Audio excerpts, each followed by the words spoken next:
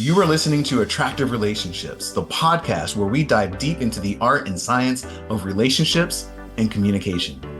I'm Rico Armstrong, your host and advocate for attractive, happy relationships. In a world where relationships play a crucial role in our personal and professional lives, understanding how to communicate to connect with others is essential. Transform your communication skills to increase your social status, your social confidence, and help you gain the best relationships you can have. Welcome to Attractive Relationships.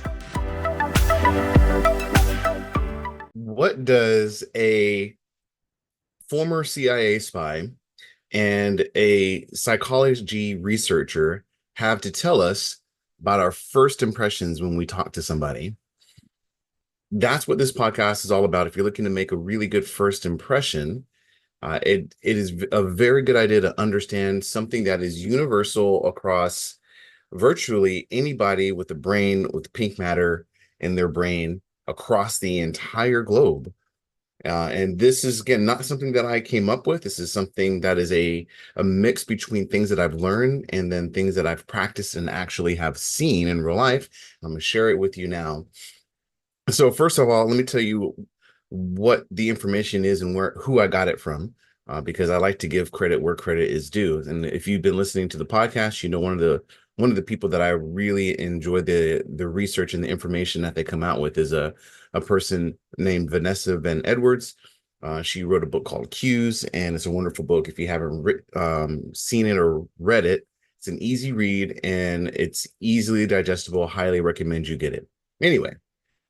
She says, as a psychology researcher, that when people get together, we are quickly trying to answer one particular question, and that is, I guess it's really two questions. Do you like me? And do I like you?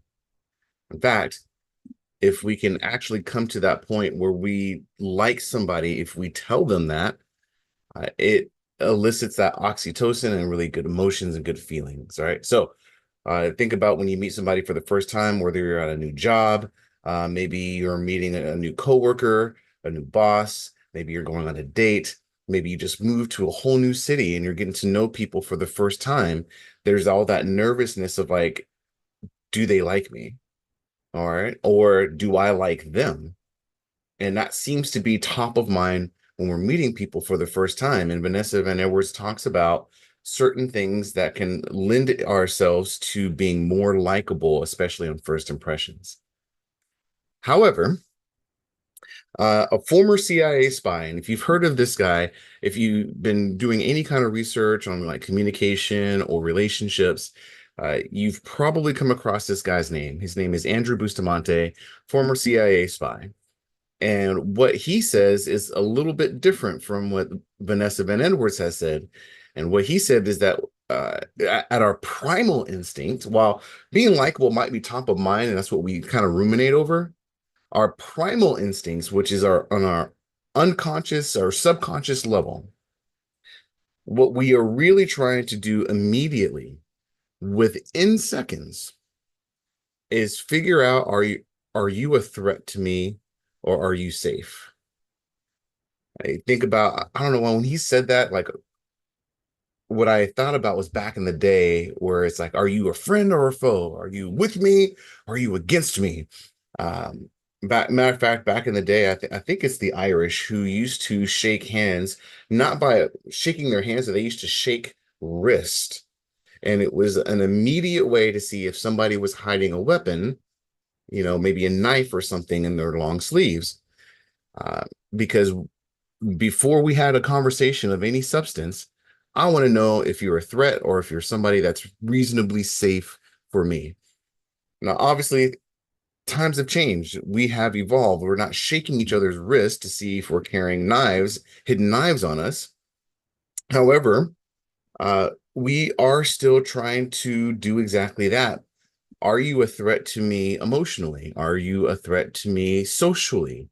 Are you a threat to me in whatever kind of way? So, for example, here's like the lightest way we can think about that. Say you're going to go car shopping And I think we've all had this experience where we go to the dealership and we don't want to be hounded by the car salesperson. Because if the car salesman comes out and says, "Hey, you look like you're looking for a new car, let me get you one," and we feel that pressure, we view that person as a threat on our emotional space. We feel like they might be trying to manipulate us to do something we're not ready for, or try to force us in a threat to our time that we're not ready to commit to yet. You might even have that experience at a department store where people are selling on commission, and so they try to pressure you, and you're like, "Hey, I'm just looking. Right now, you're a threat to my time and my emotional well-being if you are going to continue to like hover over me." All right. Take it a level further.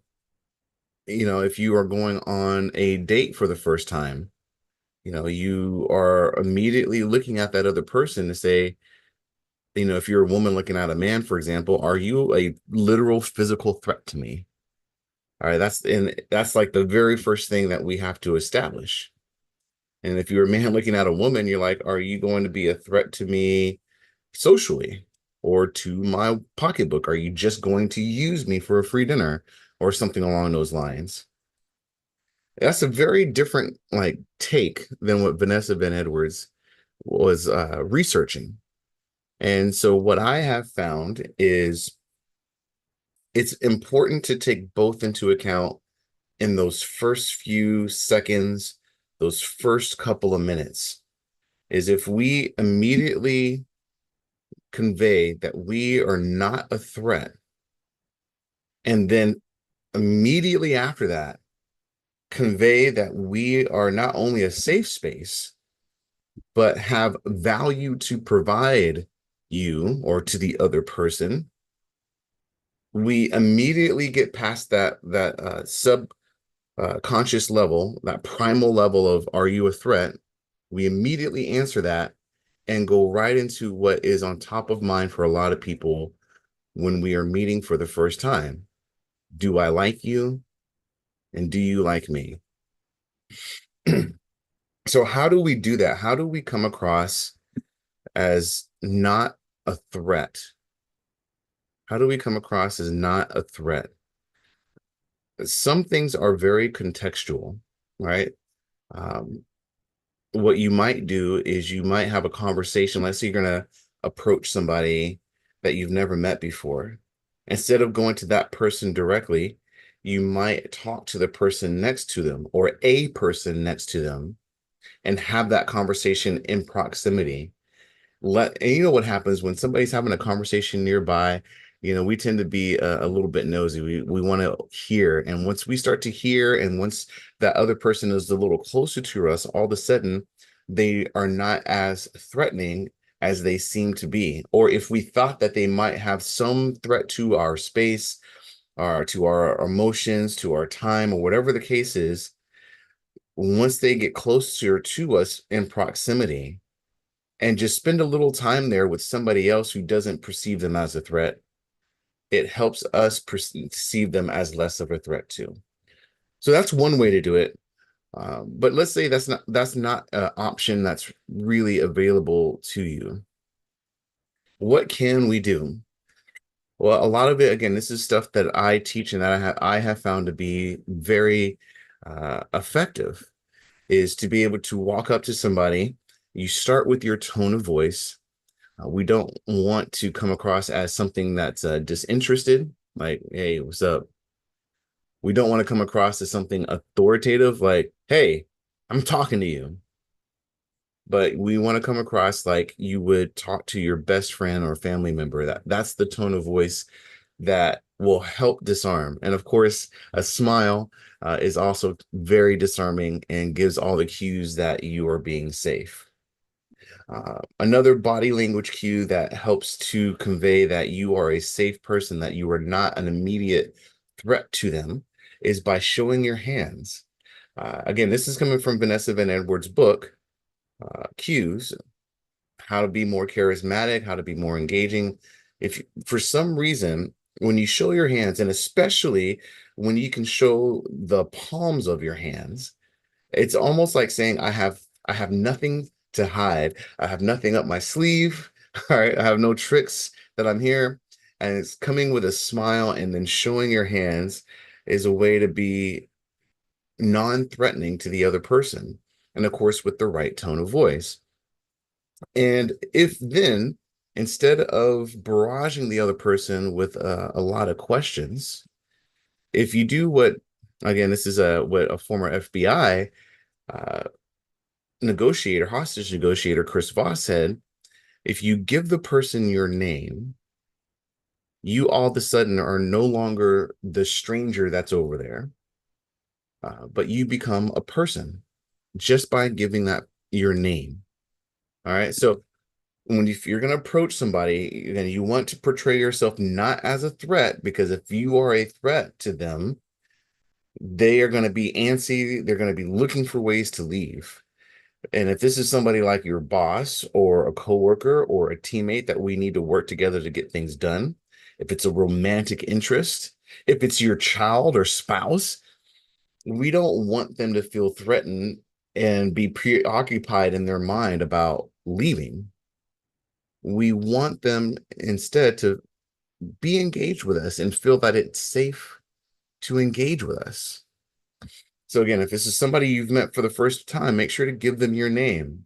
And for everybody else who already has your name, we also include approaching with a smile. Make sure your hands are out of your pocket. Show your palms if you can.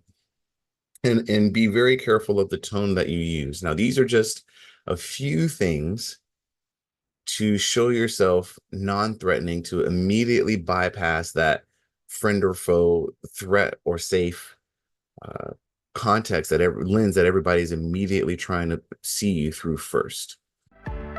Hey guys, real quick, I'd love to connect with you beyond these episodes, which is why I'm excited to tell you that Attractive Relationships recently started an exclusive newsletter just for you. You'll get behind the scenes stories and additional exclusive content to aid in building your personal attractive relationships. So if you'd like to be kept in the loop, simply click the link in the description below the episode. And then when you go into the likability part, the cool thing about it is that if you've already kind of done some of the nice things, like with the smile, which is very warm and charismatic, you've already shown your palms. If to be likable, all that really requires is two basic things. It requires you to be uh, curious and interested in the other person, and it requires you to not shame and judge the other person for whatever they tell you. Okay. So again, something about communication that I love to teach is that you lead with curiosity. Lead with curiosity. Hey, my name is Rico. I'm so happy to meet you. This is a new place for me. Have you been here before? You know something that's good on the menu. Or my name is Rico. I'm so excited. I just started this new job and I'm so excited to be here because this is a company that I've always wanted to be a part of. What do you love best about this company? And so immediately when you are showing up with that smile, you say your name, you show your palms, you're giving all the right signals, and you just give a little, my name is Rico, and here's a little something about me. You immediately ask them a question of curiosity into their thoughts, into their experience, and something about them. All of a sudden, not only are you not a threat, but the other person is going to start to like you. They're going to say, hey, this person has an interest in me. And as long as we don't mess up what we've started well by shaming or judging the other person, let's say, hey, I'm new to Dallas, and what's the best thing about Dallas? And if the other person says the Cowboys, and you'd be like, oh man, the Cowboys, I'm from Houston, and we hate the Cowboys. Cowboys suck. Like, even if it's in a joking manner, when you're doing that to somebody that you just met, you've already judged them and shamed them for being a Cowboy fan. You got less of a chance of being considered likable.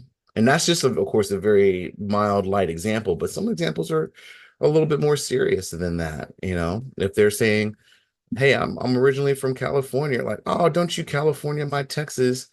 We might think that's a joke, but instead, if we can just avoid that, at least in the initial talks with somebody until we get to know them better, avoid using the language that shames and judges people, And instead, make sure you lead with curiosity and validate whatever it is that they're telling you.